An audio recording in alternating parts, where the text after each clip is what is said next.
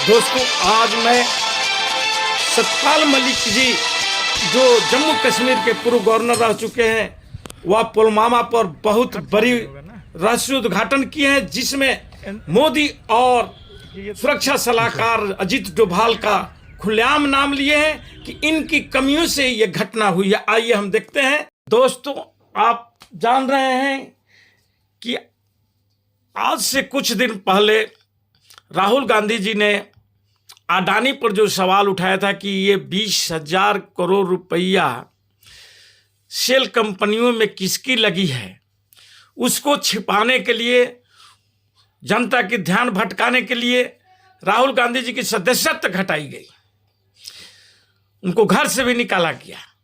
अब एक नया मोड़ आया है। सतपाल मलिक, जो आपको याद होगा कि 19 के पुलवामा घटना में सतपाल मलिक साहब वहां का राज्यपाल थे और जम्मू कश्मीर में सैनिकों को एक जगह से दूसरी जगह भेजने थे। और सैनिकों ने मांग किया था कि अगर मेरे से पूछते तो मैं एयरक्राफ्ट देता हूं, कैसे भी देता। 5 एयरक्राफ्ट की जरूरत दे दिया जाए, जिससे हमारे सैनिकों को सुरक्षित गंतव्य स्थान तक पहुंचाया जाए। लेकिन ये क्रूर सरकार उस पर ध्यान नहीं दी। हमारे मोदी जी फिल्म बनाने में व्यस्त थे। आप देखे होंगे उस समय एक फिल्म का शूटिंग कर रहे थे। लाचारी बस हमारे सैनिक 40 बांसों में सवार होकर के निकल गए, जिसमें 9 नाका लगा हुआ था। उस नाके पर भी कोई सुरक्षा की व्यवस्था नहीं थी, जबकि ऐसे दुर्गम स्थानों पर हमेशा सैनिकों को एयरक्राफ्ट के द्वारा एक जगह से दूसरे जगह पर भेजा जाता है। लेकिन यह कार्य नहीं किया गया। उन्हें मजबूर किया गया कि ये जाए, बस के द्वारा जाए, या इसे हम एक साजिश भी कह सकते हैं। जिस ढंग से सतपाल मलिक साहब अपने बयान दे रहे हैं, इससे तो यह साफ प्रतीत होता है कि यह साजिश था सैनिकों को मारने की। क्योंकि नहीं, आज तक 300 केजी RDX का कोई पता बता रहा है कि यह कैसे भारत में आया। नहीं, उस कार का जिसमें RDX भर करके हमारे सैनिकों के वाहन को उड़ाया गया था, उसके बारे में बतलाया जा रहा है। और एक उस समय वहां का DSP देवेंद्र सिंह था, जिसे भी आज रिहा कर दिया गया, उसे भी छोड़ दिया गया है। जबकि उस समय हमारे सुरक्षाकर्मी पकड़े भी थे, उन पर भी। खैर, ये सब बातों को मैं अभी छोड़ देता हूं। मैं ये सतपाल मलिक की बात पर आपसे हम चर्चा कर रहा हूं कि जब सतपाल मलिक साहब इस घटना को प्रधानमंत्री मोदी जी को जब बतलाए, तो प्रधानमंत्री मोदी उस पर क्यों नहीं संज्ञान लिए, बल्कि उन्होंने बोला कि मलिक, मुझे भी पता है कि हमारी गलती है, लेकिन तुम इस पर चुप रहो। सतपाल मलिक एक अदना सा राज्यपाल थे, वे अपने को चुप रहना ही बेहतर समझे, और उसका उन्हें खमियाजा भी देना पड़ा। क्योंकि वह मोदी जी से सवाल पूछ चुके थे कि ये हम लोग यदि 5 क्राफ्ट भेज देते तो हमारे सैनिक बच सकते थे। उन्हें खमियाजा के रूप में वहां से हटा करके तुरंत उनको गोवा भेजा गया, और उनकी धीरे धीरे धीरे धीरे पर कतरते कतरते उनको आज दिल्ली में बैठा दिया गया है। और दिल्ली में आप उनकी जो स्थिति देखेंगे तो आप सन्न रह जाएंगे कि उनको नहीं किसी प्रकार की सुरक्षा दी गई है, न एक PA उनके सिर्फ दिया गया है, एक PA, और वे अपने उस निवास में रह रहे हैं। जबकि सरकार को पता है कि मलिक साहब पुलवामा जैसे घटना और 370 जब धारा हटा था, उसमें वहां का राज्यपाल थे जम्मू कश्मीर में, उनके साथ किसी भी प्रकार की कभी भी कोई घटना भी घट सकती है, लेकिन घटना तो शायद घटे नहीं घटे, लेकिन हमारे मोदी साहब ने उन्हें जरूर सीबीआई का नोटिस उनके यहाँ भेजवा दिए हैं, क्योंकि सतपाल मलिक साहब अपना मुंह जो खोल दिए हैं और उसमें वो डायरेक्ट एलिगेशन लगा रहे हैं कि इसका जिम्मेवार नरेंद्र दास मोदी और सुरक्षा सलाहकार अजीत डोभाल एवं गृह मंत्री अमित शाह हैं। और इसी का नतीजा है कि उन्हें भी राहुल गांधी की तरह अब तंग करने का एक षड्यंत्र रचना शुरू हो गया है, जिसका उदाहरण सीबीआई का समन है जो कल ही उन्हें दिया गया है। और सतपाल मलिक साहब की आज मैंने एक बयान सुन रहा था, उसमें वह बोल रहे हैं कि मैं जानता हूं, मैंने जिस दिन ही मुंह खोला हूं कि मेरे पर ये सारी कार्रवाइयां होगी, लेकिन मैं डरने वाला नहीं हूं, मैं किसान का बेटा हूं।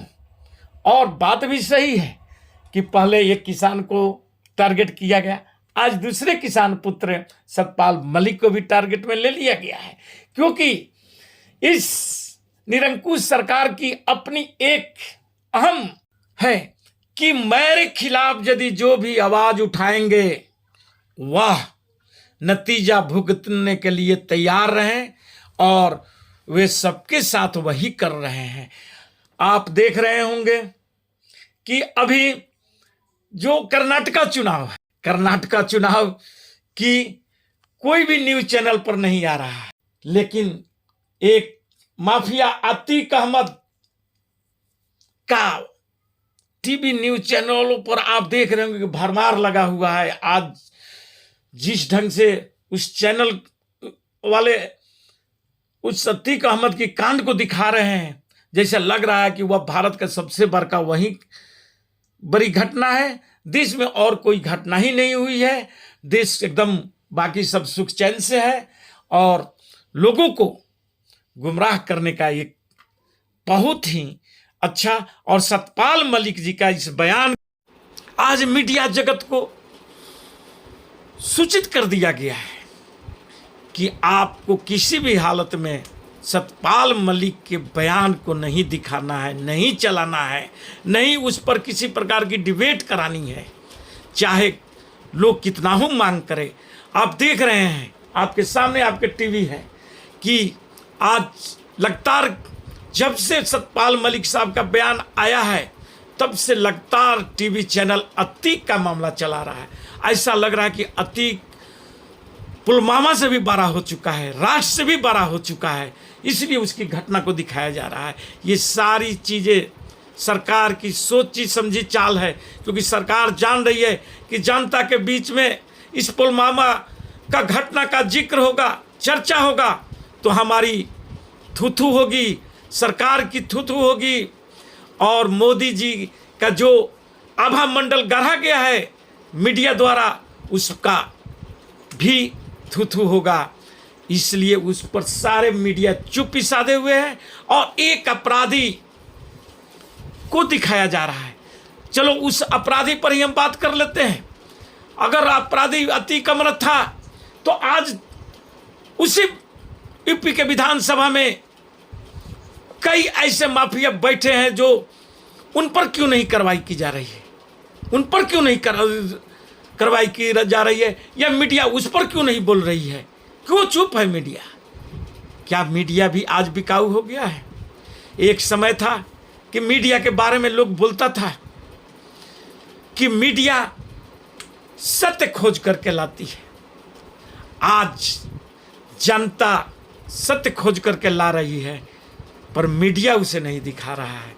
पहले मीडिया सत्य खोज करके लाती थी और जनता को दिखाती थी, लेकिन खैर ये तो जो मनमानी सरकार के द्वारा किया जा रहा है, इसे हर देश के नागरिकों को सोचने और समझने की जरूरत है कि इस सरकार के खिलाफ जो भी आवाज़ उठा रहे हैं, जो भी बोल रहे हैं, उन पर दंडात्मक कार्रवाई, दमन की कार्रवाई की जा रही है, जिसमें ना राहुल अछूते हैं, ना सतपाल मलिक छूटेंगे। कार्रवाई तो होगी ही, क्योंकि सीबीआई इनके हाथ में है, ईडी इनके हाथ में है, सत्ता इनके हाथ में है और सत्ता की जोर भी इनके हाथ में है। और हमारी बाहर मीडिया जो है इसकी तो कहना ही क्या है। ये तो इन बीन जो होता है, सपेरा जो बीन बजाता है और नाग नागिन डांस करते हैं, उस ढंग से आज हमारी मीडिया हो गई है कि जो सरकार बीन बजाती है, सरकार जो दिखाना चाहती है उसी को दिखाती है और उसी पर नाच रही है। बाकी हम आम लोगों से भी यह जरूर बोलेंगे कि आज हम जो टीवी चैनलों पर देख रहे हैं, उस टीवी चैनलों पर सत्य नहीं दिखाया जा रहा है, बल्कि वह दिखाया जा रहा है जो सरकार दिखाना चाह रही। मीडिया को भी अपने बस में कर लिया गया है।